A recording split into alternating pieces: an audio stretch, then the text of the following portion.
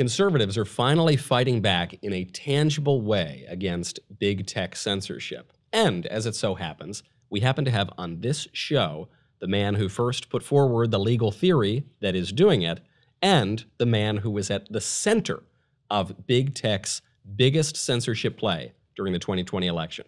This is Verdict with Ted Cruz.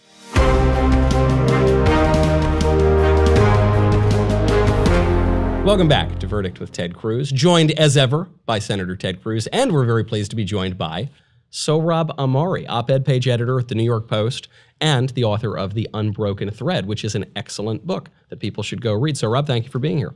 Thanks for having me, gents. So, look, I hate to say I told you so. I hate it when we take a victory lap on this show. Okay, let's be honest. There are few things you love more than saying I told you so. That might be true. That is true, in fact. And we can say it on this show because I think you were the first one, and I think it was on this show, that we put forward the idea of how conservatives can, using the law, go after big tech, which is something very near and dear to all of our hearts. So how is it happening? Well, that's right. We talked about in an earlier verdict the theory that I thought big tech could be held accountable for. And it turned out that the theory that we talked about is, in fact, the theory that is embodied in the class action lawsuit that President Trump filed against big tech. And the theory is that they're violating the First Amendment. Now, the challenge with that is the First Amendment doesn't apply to private companies. Right. The First Amendment begins with the words, Congress shall make no law. And so the First Amendment is binding against the federal government. And through a process called incorporation, the First Amendment is binding against state governments. But Facebook is not the federal government. It's not state government. And so when President Trump filed his lawsuit, you had all sorts of know-it-alls in the corporate media say, oh, this has no chance of success because, Facebook's not the government, you lose. Right. Well, what that misses is there's a long line of Supreme Court cases that says that when government uses private industry as a tool to carry out its policies, then that private industry can become state action, that it can become an arm of the state. And the theory that we talked about on the pod earlier is that Facebook and Twitter and social media have become so intertwined, and Google have become so intertwined with the federal government, between the carrot and stick of Section 230 providing immunization, the stick of government officials threatening retribution if social media doesn't censor to match government's policies. And then on top of that, you've got the Fauci emails back and forth with Mark Zuckerberg, where Fauci, as a senior government official, is directing Zuckerberg, here's the speech I want you to censor. Silence them when they say this, silence them when they say that. And Zuckerberg essentially salutes and says, sir, yes, sir, and goes and becomes the enforcement arm for the federal government. And when we talked about right after the Fauci emails came out is, wow, this really lays out a factual predicate that Facebook is not acting as just a private company on their own, but they're acting as an arm of government.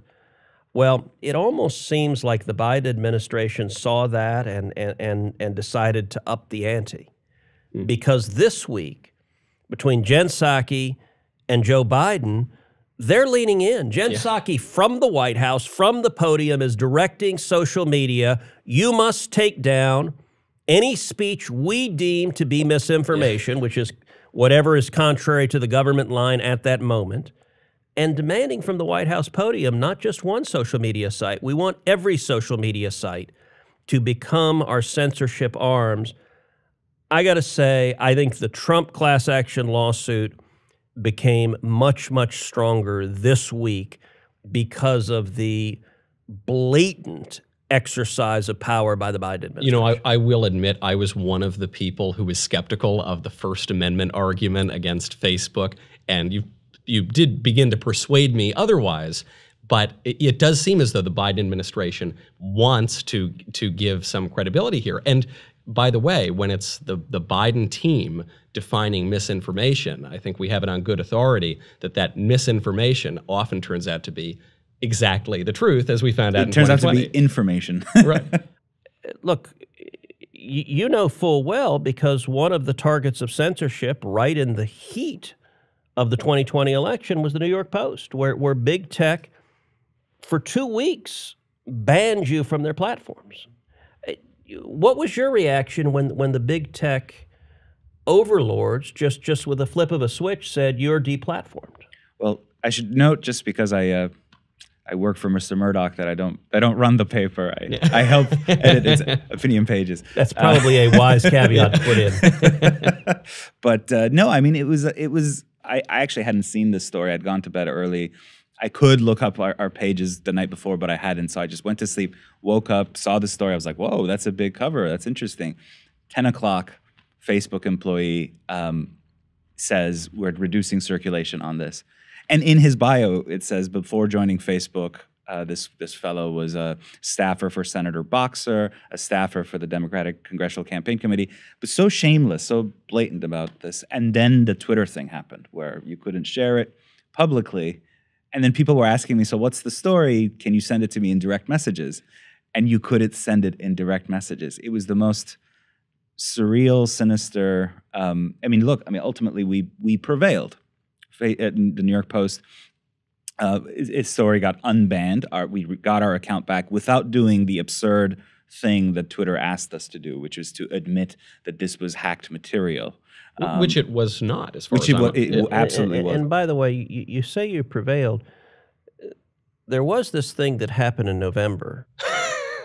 Yes, and I don't know if you saw there was a Pew poll suggesting that a marginal share of Americans would have voted differently had they heard of the Hunter Biden files. Yeah. So it's worth, for folks listening and watching, let's assume some of them are distracted by the summertime joys of life and don't perhaps remember the story. So what was the story in the Post that big tech banned?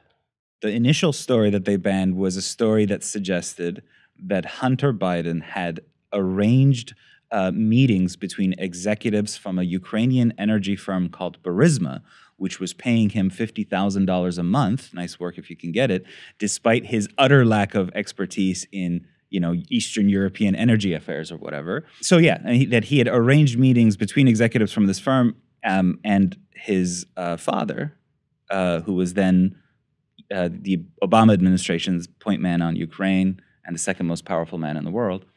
That was the story. And we were very transparent about how we had gotten hold of the Hunter Biden laptop. Our sourcing was more transparent and more open that, yes, it was a partisan source. We had gotten it through Rudy Giuliani. But there had been so many stories over the past 4 years, anti-Trump stories, that were sourced based on an official who knew an official whose aunt might know someone else, and they collapsed under factual scrutiny. None of those stories got banned. This one, we said, yes, we got this from a partisan source. You, the reader, have the right to know that. Make your own judgment about it, but here's also the raw facts, which aren't debunked for the mere fact that it's a partisan source. Go ahead. Well, the pushback was they said it wasn't Hunter Biden's laptop. We now know it was. Of course. Yeah. Of course. So, and he wouldn't deny it on air in an interview with, I think, CBS. So the story was true. True misinformation. It was true, but it was deemed misinformation by the people who control 90% of the flow of information around the internet. Yeah, when I would go on Fox to defend the story, I often would say, none of the thrust of the story or the essence of the story is absolutely true. And that actually, and I now regret that wording, because even the details were true. Yeah. It wasn't as if the gist of it was true. The whole thing was true. Not one bit has been debunked. And it's worth pointing out, look, something you said is really significant, which is when it broke, neither Hunter Biden nor Joe Biden denied that it was his laptop. Nope, or that the emails were not authentic. If it wasn't his laptop or if the emails were fake, you would expect within the first hour for Hunter and Joe to both be on TV saying, this is a lie, this is not my laptop, these are not my emails. That's the natural. If they don't say that, we are reminded of Sherlock Holmes and the dog that doesn't bark. Mm-hmm. When they're not saying that, that communicates an awful lot. Yeah. What they relied on was claims of Russian disinformation. Absolutely not true. Well, didn't 50 senior intelligence voices General say Haid and others. This is Russian. And have any of those 50 apologized, admitted that they were completely full of crap, that they were aiding in covering up true information about one of the two presidential candidates. Senator, you work in Washington. Have you ever heard a swamp creature apologize for anything? Well, no. And I'm not holding my breath. Well, I would point out here that, as you mentioned, Sohrab, there were a lot of people who just hadn't heard of this story. A good number of them would have changed their votes, according to surveys later. And so you've just got this arbitrary wielding of power. You know, even beyond the First Amendment arguments for speech control, you've got three companies run by billionaire oligarchs in Silicon Valley who control the flow of information around the public square. They are working, to use a phrase from Mitch McConnell, as a sort of woke parallel government that is policing speech. And I think it actually ties in, Sohrab, with your book, which is we're seeing the free speech tradition, so much of the political tradition in America, being completely upended by a handful of very progressive actors. This is a point that I often made, is that there's this element of these upstarts with their, you know, they wear Birkenstocks and shorts, you know, but they happen to be billionaires. Yeah. Censoring the newspaper founded by one of the founding fathers. Yeah. I mean, there's just the gall of that, the cultural gall. Let's pause. They have for a lot more second. money, to be honest. You guys were founded by Alexander Frigate Hamilton. Yeah. Like there's a musical about that guy. You know, he's a very important guy. Like,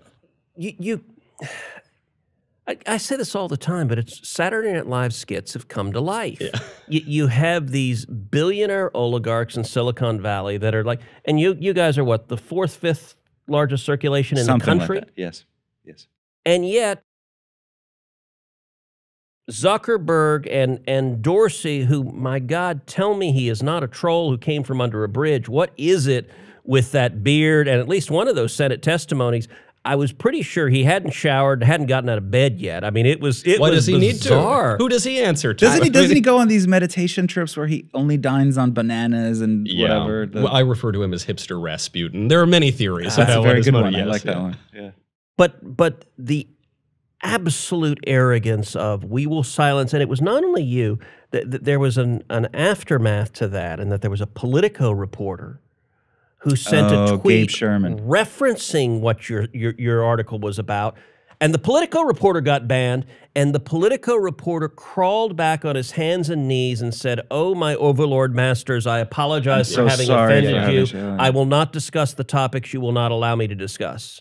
So just to tie those two elements together, because the entire blue check media, save for a few honorable exceptions, the entire blue check media lined up behind the censorship ban, cheered it. And that one reporter, Gabe Sherman, had to do his kind of Maoist self-criticism. I'm so sorry. I should have looked into the story, blah, blah, blah. And then you bring in the 50 intelligence officials.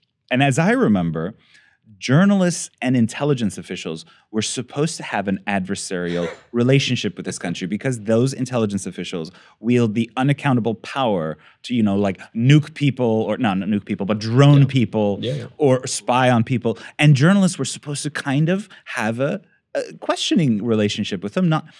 But General Hayden comes out and says, well, I don't have any evidence for this, but it has all the harm, all the indicia of Russian disinformation. And every blue check reporter says, oh, yes, sir, that's right. Yes, it is. You're not going to question that? Right. I mean, but Sohrab, that's very dangerous. You know the media world. Do you think there was a single one of them who actually believed what they were saying?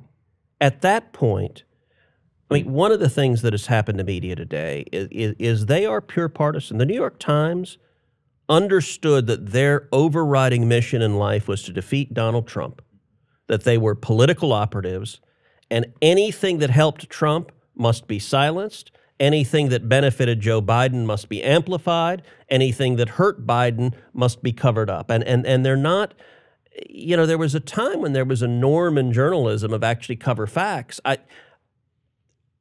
As far as I'm concerned, the New York Times and CNN and MSNBC and ABC and CBS and NBC, the corrupt corporate media, behaves exactly how they would behave if they were in fact the communication directors for the Biden campaign. But you know what people will often say here is, Yes, the Times, CNN, yes, they're partisan. But it was sort of ever thus. It was always this way. There's nothing really new here. The American journalistic and free speech tradition, it's always been the same sort of thing. And I suppose this ties in a little bit with maintaining the tradition broadly in this unbroken thread. Are we actually living through a break with the American political tradition, whether it's in journalism or the wielding of power? Or is this, look, it's just more of the same, conservatives, and don't get so wrapped up about it? So I happen to be reading Richard Hofstadter's book, The American Political Tradition, right now. And, he's, in the 50s and 60s, I think it was published in 48, but this book had a long life. And his argument was that the American political tradition is, broadly speaking, is a consensus tradition that, despite what seemed like its very furious oppositions at any given point, the bottom line is that it is a tradition aimed at maintaining kind of bourgeois liberal power, right? It's of the owners of capital, and then later the managerial capital that emerges to service industrial capital, because after a while you couldn't just be a small. And if that's the case, which is a kind of cynical view, I mean, and he's admiring of the figures he's writing about, including the founders or Jackson or others. If that's the case, then what we're seeing is a kind of acceleration, where it's this blob of government, corporate power, media power, academe, enforcing the consensus, because the consensus has stopped serving a lot of people in the heartland of the country, and a lot of people are angry about what the consensus has produced for them over the past generation. But they've become aware of themselves much more so than perhaps before as a united, uniparty elite, and are prepared to are now prepared to go to steps that go beyond what was the norm maybe a generation or two ago in terms of how do you deal with this kind of opposition. I don't know. That's my theory. You do see a strange issue when it comes to consensus. There are certain issues where the majority of the American people are on one side and the entire ruling class is on another. Immigration is a good example. Poll after poll shows the majority of Americans want to reduce immigration, legal and illegal, Republicans and Democrats. And yet, as you know very well, Senator, the ruling class, the establishment on both parties doesn't want to. So some of what is most troubling is that there were norms and constraints that held back the ability of the ruling class to rule. You go back to our Constitution as it was written. One of my favorite quotes from Thomas Jefferson is that the Constitution was designed to be chains to bind the mischief of government. And when it comes to consensus, even a decade ago, let's not go 30, 40, 50 years ago. Let's go a decade ago. A decade ago, there was a consensus in journalism that there was a journalistic norm, that they had an obligation to report news, even if they didn't like it, that they had an obligation to report both sides of a story. Now, they were terrible at it. They were horribly biased. But they would tell you when you sat down, I am reporting news. I am doing this. They were lying. They were self-justifying. But that norm... Right. Hypocrisy is the tribute vice pays to virtue. Exactly. When it came to the First Amendment, there was a consensus, an overwhelming consensus, that free speech was a good thing, that people should be allowed to speak, even if you didn't like what they were saying, that our Constitution protected it. Religious liberty. There was a norm that people should be allowed to live according to their faith. You look at something like the Religious Freedom Restoration Act that was passed through both houses of Congress, overwhelmingly bipartisan. Hillary Clinton voted for it. Chuck Schumer voted for it. Ted Kennedy voted for it. Bill Clinton signed it into law. All of these norms, everyone agreed. The American flag. Everyone understood you stand up for the damn American flag. Nobody disagreed. Well, even, frankly, we're talking about Section 230. Everyone forgets Section 230 is part of the Communications Decency Act, which was passed by Republicans and Democrats, signed by Bill Clinton, that sought to have some standards on the internet, although ultimately the anti-indecency provisions got booted out of there. But as recently as the 90s, people came together and said, no, there were some norms, there were some standards that we're going to respect, and that seems to have been upended. Isn't it interesting that you can find incredibly obscene material on Twitter and Facebook, completely unmolested by the companies, but conservative speech is censored. Yeah. That's completely reversing the purpose of Section 230. It was so the bulletins at the time, there wasn't kind of social media as such. Bulletins could restrain and censor, violent material, threats, prurient stuff. All that stuff continues now, but that measure is used to, the political speech now to insulate these guys when they censor political speech. It's so perverse. Well, and I think two things happen to shift us away from those norms, because those norms, and by the way, those norms had withstood over 2 centuries of our country's history. I said go back 10 years ago, but they didn't originate 10 years ago. They were present at the dawn of the Republic, and we went over 2 centuries holding on to those norms, and it's been the last few years that they've been obliterated. So why were they obliterated? I think it's a combination of a couple of things. One, it is what happened in the university starting 20 years ago. And 20 years ago, we've talked a lot on this podcast about critical race theory and critical theory, and the Marxists took over many of our universities, and critical theory is all about destroying norms. It's saying... Criticizing. It's criticizing. It is literally whatever the norm is, it's a tool of oppression, so therefore let's tear down the norm. And, an awful lot of folks said, oh, that's kind of cute. Our children are being trained in this stuff, but it's harmless. When they go get a job and get a mortgage, they will put aside childish things and move on to life. Well, we had, for a decade, young leftists come into the media, come into entertainment, come into Hollywood, come into big corporations, come into government, who were trained that none of these norms matter and that everything is politicized. So that's number one. But then number two, the accelerant was Donald J. Trump. And I think Donald Trump, who did an enormous amount of good for the country over the last 4 years, simultaneously enraged the left, and it made their heads explode, and it accelerated that process because much like if you're leading a rebellion, the rise to power of Adolf Hitler convinces you this rebellion is worth doing because we must stop the evil one. Yeah. Trump, for the left, became the evil one, which meant any norm that stood in the way. If you're a journalist, if you're a Jake Tapper, good example of someone who used to be a journalist. He actually knows what these norms were. There was a time when he tried. He didn't effectively follow them, but he tried to follow them. But then the angry 20-somethings say, well, if you report news, it helps the evil one. So therefore, don't be part of the oppressive system. I mean, all right, so that's kind of a theoretical, but give me your perspective. Well, no, I mean... in a newspaper, how real is that? Well, it's certainly true. I think that if you poll the average newsroom now, you have lots of recent Ivy grads whose minds are full of kind of the critical theory that you're talking about.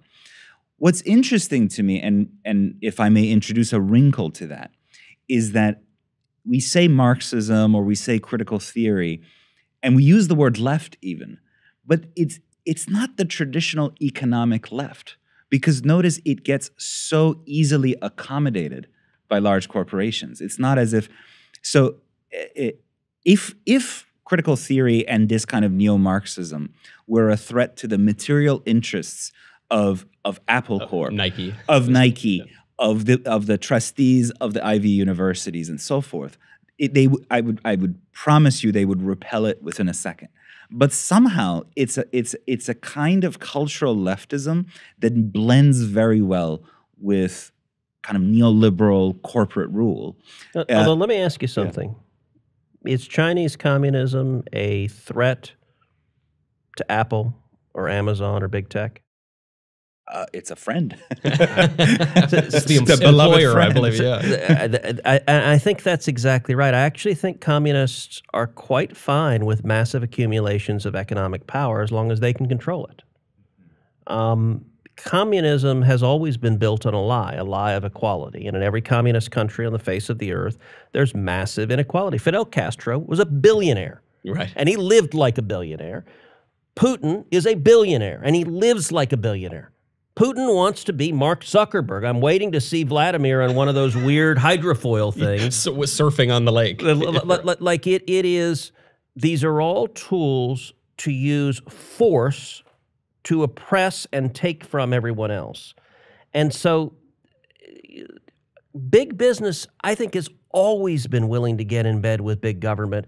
And today, the Fortune 100 does not oppose communism. And in fact, they view communist countries as cash cows. Yeah. And you know, obviously, when we're talking even about the Western tradition, Marxism plays a role in the Western tradition, so it becomes difficult to parse these sorts of things. You know, the book is called The Unbroken Thread. We are going to have to break the thread because we're out of time. But Sohrab, in our remaining 30 seconds, can you lead us out of this cultural madness and you know, save the West? Yes, I can save the West in 30 seconds. Appreciate it. No, but I do hope people will look at the book because I think a lot of these problems will be seen in a new light, in the light of the great tradition, chiefly speaking, the Christian and classical tradition, which had an account of the common good, ultimately, of what it means to create conditions in which ordinary people can live decent lives of virtue and lives of faith. A republic itself, it refers to like res publica, right? Yes, Things that we hold in the common. Commonweal. Right. Yeah.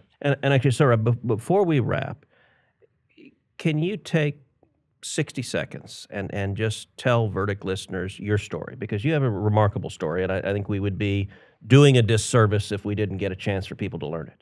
Sure. So I was born and raised in Iran. I immigrated to the United States at age 13, kind of born into a secular middle-class family there. In what year did you come? 1998. Okay. And I became an atheist while I was still living under the Ayatollahs. In fact, I became an atheist in part because of the Ayatollahs Iran. Then 20 years later, through a long process of reading Pope Benedict's books, of life experience, and a couple of providential encounters with the Mass, I was received into the Catholic Church in 2016 in London. I was working in London at the time. And and I was at the Wall Street Journal then. I'm now at the New York Post.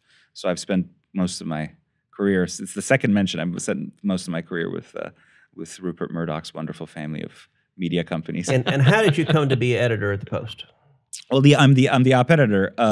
So I had done 5 years at the Wall Street Journal, doing editing book reviews, and then helping run the European editorial opinion pages in London. Then I spent a year at a magazine called Commentary, and then this job opened up at the New York Post, and I seized it by the horns, as it were. Well, thank you for your courage. Oh, thank you. And there are a handful of people demonstrating courage in the media world, and you got a target on you as a result of that. What you're doing is important, and I think it's important for the rest of us to encourage you, to support you, and I hope that you will get lots more allies, not who will be, I don't want to see partisans on my side of the aisle. I just want to see forums where you're allowed to actually speak the truth and have dialogue, to see institutions that are not pure tools of political propaganda, as so much of the corporate media is today. So the line you're trying to hold is incredibly important, and thank you for that. I just really hope that people are permitted to DM and privately message this episode. Sohrab might have completely blown it for us. We're going to be totally censored now. But that's fine, because conservatives are finally fighting back against this. And thank you, Senator, for that fight. Yes. Take a battering ram to We'll follow the political fight, the journalistic fight, the legal fight. But we'll have to do it on a future episode. I'm Michael Knowles. This is Verdict with Ted Cruz.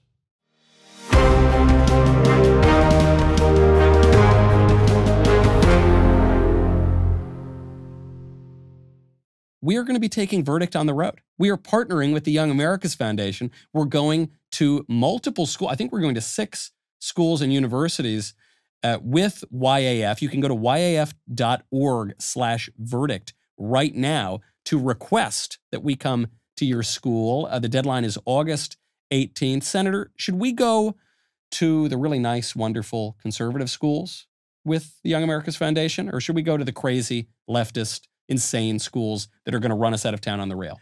Well, it seems to me that should be up to the listeners of Verdict to decide. And so you tell us, if you're a student right now, you might be at one of the few havens of sanity, and you say, "Hey, come cheer us on and reach out to us." On the other hand, you might be behind enemy lines, surrounded by Bolsheviks and Mensheviks, and looking for a Berlin airlift. You know, my guess is we're open to doing a little of both, but it's really the incredible listeners of Verdict who are going to make that decision. We want to free the students on campus. We want to free all of us here in this country. So make sure you get those names in. YAF.org/verdict. August 18th is the deadline.